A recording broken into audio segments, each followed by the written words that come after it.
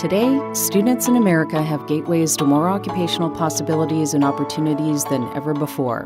But there is a disconnect between access to those opportunities and how well our K-12 educational system is graduating high school students prepared to capitalize on them. Simply put, our schools have not kept pace with the changing times and level of innovation our students deserve. A chance at achieving the American dream has diminished as a result, especially for those from disadvantaged backgrounds. And this trend negatively impacts our national level of competitiveness as well. Leadership is a critical part of transforming our educational system. The Committee for Economic Development's podcast series, Conversations on College and Career-Readiness, interviews a range of leaders at the forefront of this challenge to illustrate the need for stronger educational standards. And equally imperative, they provide recommendations on how business leaders can engage in this dialogue. As a special introduction to this series, CED thanks Ed Rust, Chairman of State Farm Insurance Companies and a CED member, for his leadership in this important area. It's good to be with you and to have this opportunity to talk about concerns important to all of us as informed citizens and leaders. At State Farm, we have been strong proponents of improving educational attainment for all students, which in turn ensures a globally aware and competitive workplace. Industries are changing and require new skills and knowledge. Demographics are changing also, and an increase in retirement results in a loss of knowledge transfer. Finding solutions to our workforce and education issues presents substantial challenges for years to come. As a business community, we struggle to find and compete for talent. Depending upon the jobs for which we are hiring, we rely on the K-12 education system and the higher education system to prepare that talent. Yet, our existing system is showing cracks, major cracks, in its foundation. 1 million U.S. students fail to graduate from high school each year.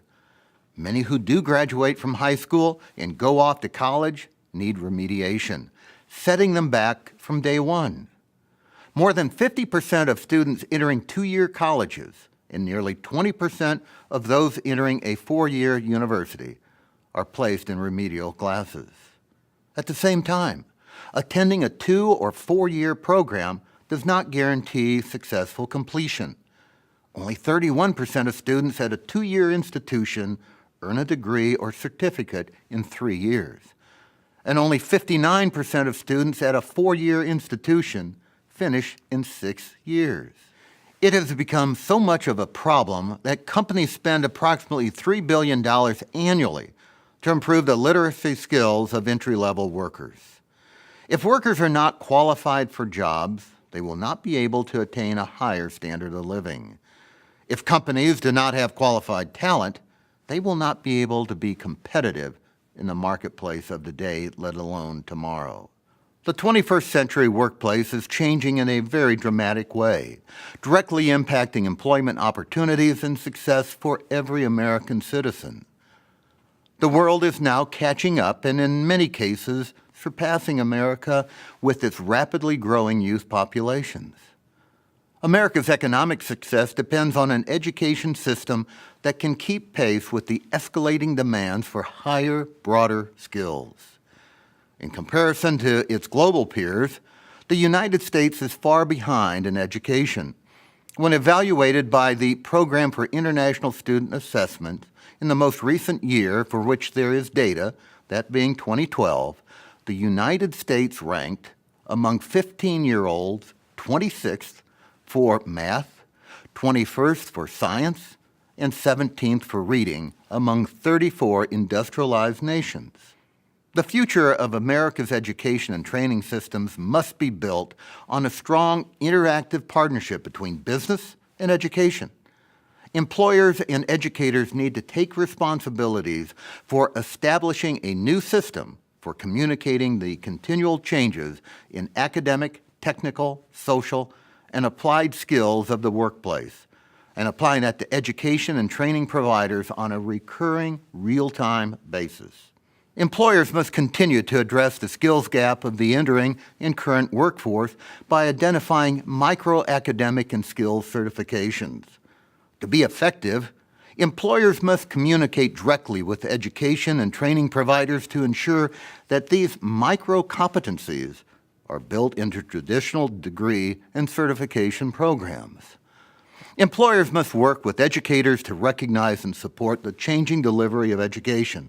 Online courses, shared learning, and new apprenticeships are rapidly redefining when, how, and where education and training is provided.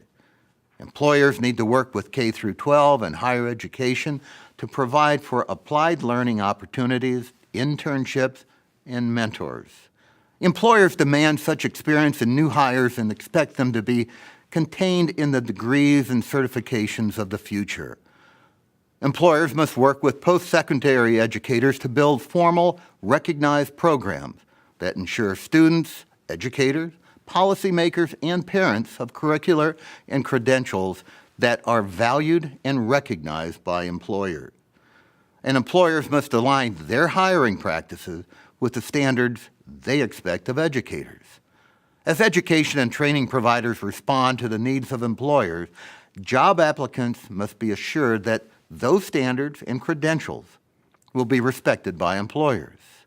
Now, I have a bias towards college and career-ready standards, high-quality benchmark standards in the states supported by rigorous assessments. You think about it. What if we treated college basketball similar to the way we're addressing college and career-ready standards? Think about it this way. Why should the courts all be the same size, or the baskets at the same height? Isn't that forced uniformity? Shouldn't players be able to compete at their most comfortable level? A player that is 6'10" could have an advantage over someone that is 5'10". Yet today, they both shoot for the same height basket and run the same court length. I'd love to see how the conversation would play out if we attempted to change basketball standards based upon which state you were playing in or the location of the court. We cannot wait for solutions that are not driven by our engagement and leadership.